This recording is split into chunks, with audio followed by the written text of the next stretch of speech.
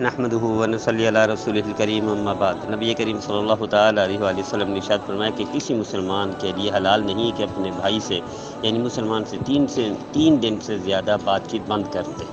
یہ حلال نہیں ہے، یعنی یہ حرام ہے بات چیت بند کرنا، یا اسی طرح آمنا سامنا ہو جائے تو رخ پھیر لیں، یہ بھی حرام ہے۔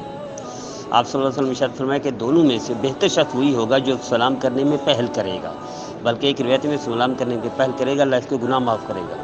اسی طرح آپ صلی اللہ علیہ وسلم نے ارشاد فرمایا کہ ایک شخص 1 سال تک اپنے بھائی سے مسلمان سے بات چیت بند رکھے تو گویا وہ اتنا بڑا گناہ ہے کہ جیسے اس نے خون بہایا، یعنی قتل کر دیا، یعنی قتل کر دینے کے مترادف ہے کسی سے بات چیت بند کرنے نا 1 سال تک۔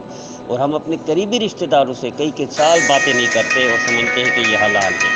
تو آئیے توبہ کر لیجیے، اللہ کے رسول کی فرما برداری کیجیے۔ مجھے امید ہے ہم سب اس پر عمل کریں گے اور کرائیں گے۔